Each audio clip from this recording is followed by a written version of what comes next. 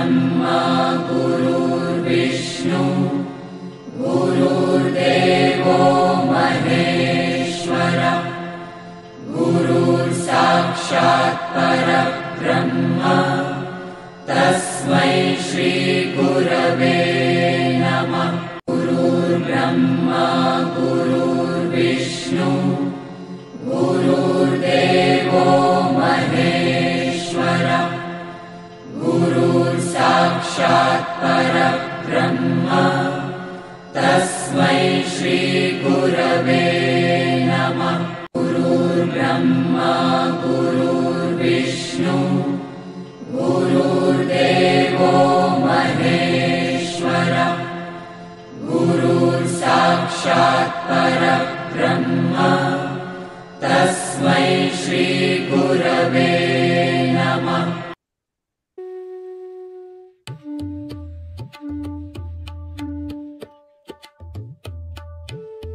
भगवद्गीता ज्ञानेश्वरीच्या आधारे सुरू असलेल्या ह्या प्रवचन मालिकेचे शीर्षक अध्यात्म यात्रा असे आहे। ह्या अध्यात्म यात्रेत सहभागी झालेले माझे सर्व सहप्रवासी साधक बंधू भगिनी आपल्या प्रत्येकाच्या हृदयात सदैव उपस्थित व उपलब्ध असणाऱ्या भगवंतास गुरुतत्वास साष्टांग नमस्कार। आपण भगवद्गीता ज्ञानेश्वरीचा 3रा अध्याय कर्मयोग याचे अध्ययन रूपी श्रवण करत आहोत। मागील 46व्या भागात मनुष्य स्वतःचा आत्मघात कशा प्रकारे करून घेतो व वासना कशी बळावते ह्याचे अध्ययन रूपी श्रवण आपण केले। आजच्या 47व्या प्रवचन पुष्पात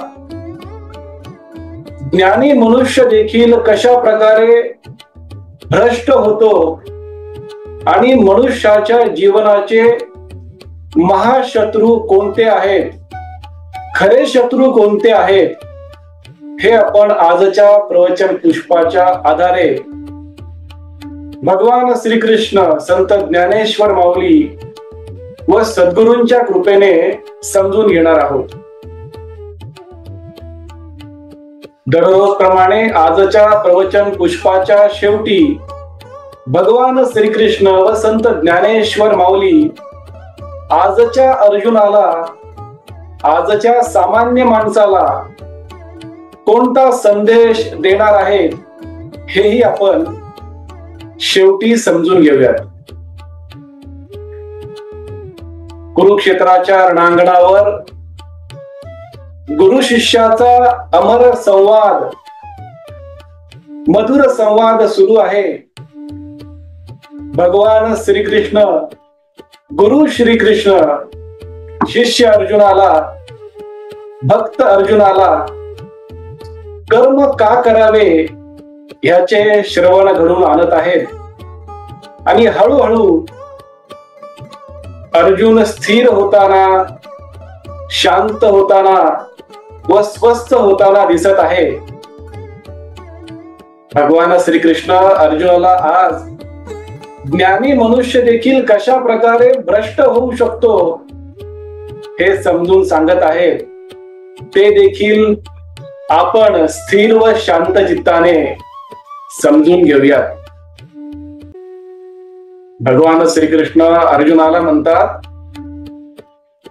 अरे अर्जुना, एखाद्या आंधळ्या व्यक्तीला जर सोन्याचे आणि लोखंडाचे मिश्रण दिले आणि त्याला सांगितले की ह्यातले सोने वेगळे कर आणि लोखंड वेगळे कर, तर तो आंधळा मनुष्य ते करू शकेल का अर्जुना?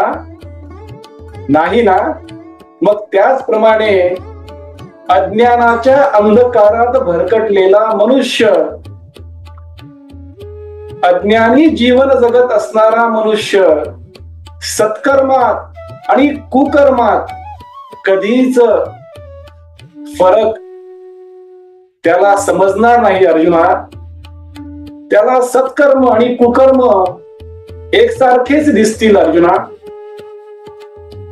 अरे मनुष्याला जेव्हा मी हे जीवन दिले तेव्हा मनुष्याला मी सर्वात मोठा पुरस्कार दिला, म्हणजे मी त्याला प्रतिभावान असलेले मन दिले.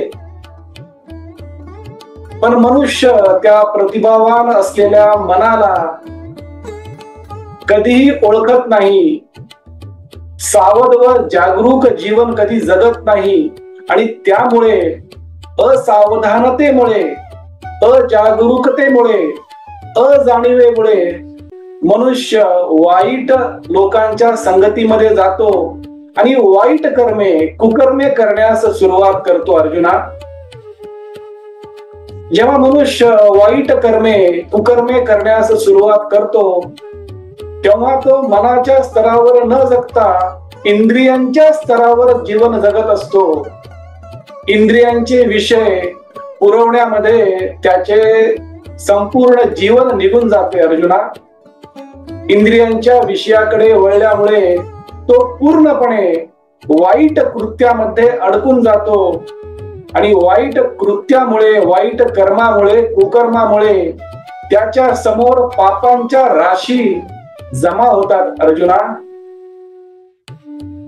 याचे एकमेव कारण म्हणजे तो मनुष्य इंद्रियांचा गुलाम बनून जगतो.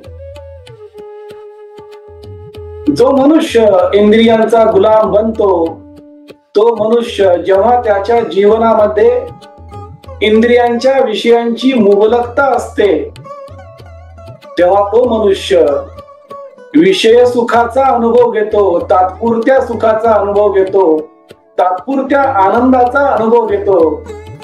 पण जेव्हा त्याच्या जीवनामध्ये इंद्रियांच्या विषयांची कमतरता, टंचाई, अभाव असतो तेव्हा तो मनुष्य दुःखाचा, अस्वस्थतेचा, अस्थिरतेचा अनुभव घेतो अर्जुना. आणि त्याचे जीवन दयनीय व भ्रष्ट करून टाकतो अर्जुना. कारण तो वासनेच्या आहारी गेलेला असतो, विकारांमध्ये अडकलेला असतो आणि त्यामुळे त्याच्या जीवनामध्ये क्रोध निर्माण होतो अर्जुना. संत ज्ञानेश्वर माऊली वासना, विकार, क्रोध याला विविध सुंदर उपमा देऊन वर्णन करतात. माऊली म्हणतात वासना, विकार आणि क्रोध हे म्हणजे जणू काही मनुष्याच्या बुद्धिमत्तेवर वास्तव्य करणाऱ्या विषारी सापाप्रमाणे आहेत. वासना, विकार आणि क्रोध म्हणजे जणू काही डोंगरामध्ये एखादी गुहा आहे आणि त्या गुहामध्ये एक महाभयानक वाघ लपून बसलेला आहे आणि तो त्या मनुष्याचे भक्षण करणार आहे. अशा प्रमाणे वासना, विकार आणि क्रोध मनुष्याच्या जीवनाचे भक्षण करतात. माऊली म्हणतात वासना, विकार, क्रोध म्हणजे एखाद्या गावाभोवती उंच आणि दाट भिंती बांधाव्या आणि त्या गावातील कोणत्याही मनुष्याला गावाच्या बाहेर जाऊ देऊ नये, अशा प्रकारच्या भिंती वासना, विकार आणि क्रोध मनुष्याच्या जीवनामध्ये निर्माण करतात आणि मनुष्याला सतचित आनंदाचा अनुभव, चिरंतन टिकणाऱ्या आनंदाचा, सुखाचा, समाधानाचा अनुभव कधीच घेऊ देत नाहीत, असे संत ज्ञानेश्वर माऊली ज्ञानेश्वरीमध्ये मधुरपणे, नम्रतेने वर्णन करतात. माऊली पुढे म्हणतात वासना, विकार, क्रोध म्हणजे सत्पुरुषांचे मारेकरी आहेत. भगवान श्रीकृष्ण अर्जुनाला पुढे सांगत आहेत की अर्जुना, वासनेमुळे, विकारामुळे, क्रोधामुळे मनुष्याच्या जीवनामध्ये भ्रम निर्माण होतात, वाईट विचार, कुविचार निर्माण होतात.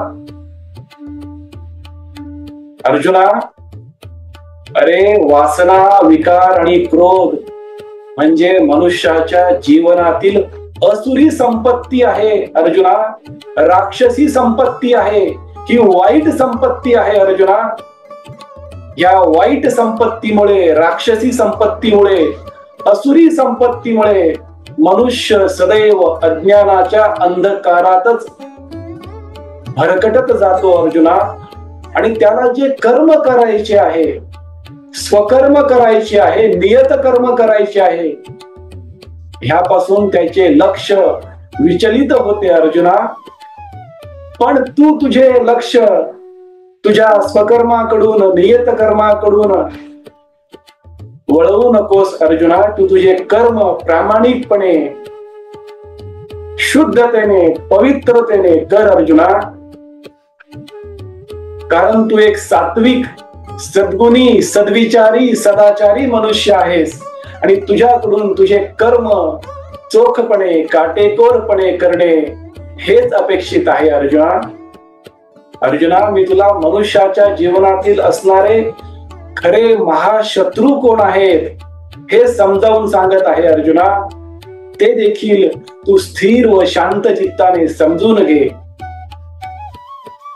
अर्जुना, मी तुला वासना, विकार आणि क्रोध हे आता समजावून सांगितले. आणि हेच मनुष्याच्या जीवनातील सर्वात मोठे खरे महाशत्रू आहेत अर्जुना. कारण वासना, विकार, क्रोध यामुळे मनुष्याच्या जीवनामध्ये इच्छा निर्माण होतात. एक इच्छा झाली की दुसरी इच्छा, नंतर तिसरी इच्छा, असे अनेक आणि अनंत इच्छा मनुष्याच्या मनामध्ये निर्माण होतात. मग ज्ञानी असलेला, जन्मापासून ज्ञानी असलेला, जन्मापासून सात्विक असलेला मनुष्य हळूहळू त्याच्या जीवनामध्ये रजोगुणाचा प्रभाव, रजोगुणाचा परिणाम निर्माण करतो अर्जुना. आणि हळूहळू तो मनुष्य अज्ञानाकडे, निरक्षरतेकडे वळू लागतो अर्जुना. त्या मनुष्याला इंद्रियांचे विषय जास्त आवडू लागतात. इंद्रियांचे लाड करण्यामध्ये हळूहळू तो रममाण होतो अर्जुना. आणि तो पूर्णतः अज्ञानामध्ये, निरक्षरतेमध्ये अडकून जातो. आणि सात्विक असलेला, जन्मापासून ज्ञानी असलेला मनुष्य रजोगुणाकडे जातो. आणि रजोगुणातून तो मनुष्य तमोगुणाकडे वळतो अर्जुना. तो मनुष्य संपूर्णपणे तामसी बनतो अर्जुना. त्याला तमोगुण जास्त आवडू लागतो. त्याच्या जीवनामध्ये तमोगुण बळावल्यामुळे तो असावध, अजागरूक जीवन जगतो अर्जुना. निष्काळजीपणा जणू काही त्याच्या जीवनामध्ये सर्वत्र व्यापलेली असते. निष्काळजीपणामुळे त्याच्या जीवनामध्ये मोहाचे निर्मिती होते. मोहामुळे अपेक्षा, अपेक्षामुळे भ्रम, भ्रमातून परत इच्छा, अशा प्रकारच्या चक्रात तो अडकतो आणि शक्तिहीन आणि ऊर्जाहीन जीवन जगतो अर्जुना. त्याला इंद्रियांचे विषय याचीच तहान लागते, याचीच भूक लागते. आणि इंद्रियांच्या विषयांची तहान आणि भूक भागवण्यामध्येच त्याच्या जीवनाचा शेवटचा क्षण देखील जातो अर्जुना. इच्छा पूर्ण झाल्या की अहंकार निर्माण होतो. आणि इच्छा पूर्ण झाल्या नाहीत तर त्या मनुष्याच्या जीवनामध्ये वासना, विकार आणि क्रोध निर्माण होतो अर्जुना. आणि असा मनुष्य अहंकारामुळे स्वतःची खोटी प्रतिमा घेऊन समाजामध्ये फिरत असतो अर्जुना. त्यामुळे अहंकार देखील मनुष्याचा खरा महाशत्रू आहे. वासना, विकार आणि क्रोध आणि अहंकार हे एकाच नाण्याच्या दोन बाजू आहेत अर्जुना. हे सर्व महाशत्रू, मनुष्याचे खरे शत्रू, मनुष्याच्या जीवनातील शांती, समाधान, आनंद, प्रेम, करुणा, विवेक, विनम्रता हे सर्व हिरावून घेतात अर्जुना, आणि मनुष्याला दयनीय अवस्थेमध्ये फेकून देतात अर्जुना. तो मनुष्य अज्ञानाचा, अंधकाराचा, निरक्षरतेचा गुलाम बनतो, इंद्रियांचा गुलाम बनतो. ज्या मनुष्याला मी जन्मतःच ज्ञानी सात्विक बनवून इंद्रियांचा, मनाचा, बुद्धीचा स्वामी बनवला होता, तो मनुष्य हळूहळू इंद्रियांचा गुलाम बनतो अर्जुना. अर्जुना, वासना, विकार आणि क्रोध हे मनुष्याला जन्मतःच त्याच्या आत्म्यासोबत निष्क्रिय अवस्थेमध्ये मिळालेले असतात.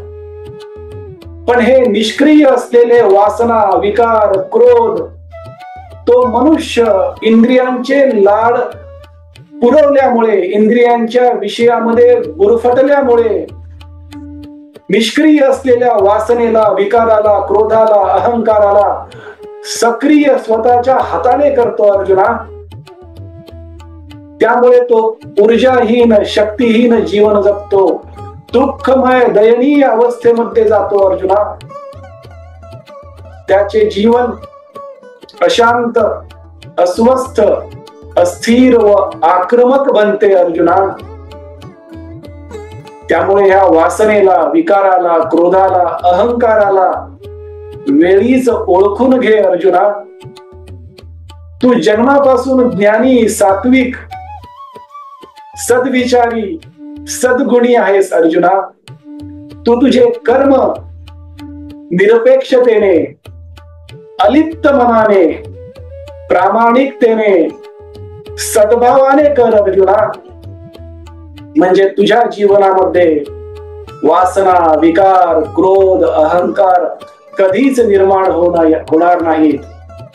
आणि तू जे आज दयनीय अवस्थेमध्ये या कुरुक्षेत्राच्या रणांगणावर उभा आहेस, अस्वस्थ आहेस, अस्थिर आहेस, तो अनुभव तुझ्या जीवनामध्ये परत कधीच येणार नाही अर्जुना. पण तू तुझे कर्म प्रामाणिकतेने, पवित्रतेने, शुद्धतेने कर अर्जुना. कर्मापासून पळू नकोस, कर्माला टाळू नकोस, कर्मापासून लपून बसू नकोस अर्जुना. उठ, उभा राहा. तुझ्या समोर टाकलेले शस्त्र, धनुष्य बाण आत्मविश्वासाने उचल आणि तुझे कर्म, नियत कर्म, स्वकर्म म्हणजेच युद्ध कर्म प्रामाणिकतेने आणि चैतन्याच्या सर्वोच्च स्तरावर जाऊन कर अर्जुना. अशा प्रकारचे मार्गदर्शन भगवान श्रीकृष्ण द्वापार युगातील अर्जुनाला करत आहेत. संत ज्ञानेश्वर माऊली देखील त्या अर्जुनाला मार्गदर्शन करत आहेत. भगवान श्रीकृष्ण आणि संत ज्ञानेश्वर माऊली आजच्या अर्जुनाला, आजच्या सामान्य माणसाला हा संदेश देत आहेत की मनुष्याने त्याच्या मनात निर्माण होणारी वासना, विकार, क्रोध, अहंकार वेळीच ओळखून घेतले पाहिजे आणि त्याचे कर्म, स्वकर्म, नियत कर्म सत्कर्मात बदलले पाहिजे. मनुष्य हे तेव्हाच करू शकतो जेव्हा मनुष्य त्याचे जीवन जागरूकतेने, सावधतेने, संवेदनशीलतेने, जाणीवेने चैतन्याच्या सर्वोच्च स्तरावर जाऊन करेल.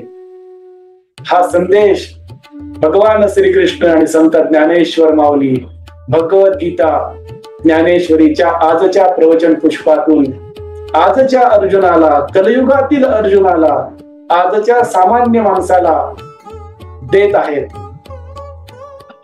आपण भगवद्गीता ज्ञानेश्वरीचा 3रा अध्याय कर्मयोग याचे अध्ययन रूपी श्रवण करत आहोत. पुढील 48व्या भागात मनुष्याचे महाशत्रू, खरे महाशत्रू असलेले वासना, विकार, क्रोध, अहंकार यावर कशा प्रकारे मनुष्य विजय मिळवू शकतो आणि सतचित आनंद, चिरंतन असलेल्या आनंदात, समाधानात, प्रसन्नतेत, शांततेत कसा जीवनाचे प्रत्येक क्षण व्यतीत करू शकतो, हे आपण पुढील 48व्या प्रवचन पुष्पात भगवान श्रीकृष्ण आणि संत ज्ञानेश्वर माऊलींच्या कृपेने समजून घेऊया. आज परत एकदा आपण सर्वांनी वाणी सेवा करण्याची संधी व सौभाग्य दिले, त्याबद्दल आपला आजन्म ऋणी व कृतज्ञ राहील. आजची झालेली वाणी सेवा भगवान श्रीकृष्ण, प्रभू श्रीराम, संत ज्ञानेश्वर माऊली, सर्व संतांच्या चरणी, सद्गुरु श्री ब्रह्मचैतन्य गोंदवलेकर महाराजांच्या पवित्र पादुकावर व आई वडिलांच्या चरणकमलावर मनोभावे अर्पण करूयात. हरे राम हरे कृष्ण कृष्ण कृष्ण हरे हरे, हरे राम राम राम हरे हरे, हरे कृष्ण कृष्ण कृष्ण हरे हरे. सद्गुरुनाथ महाराज की जय.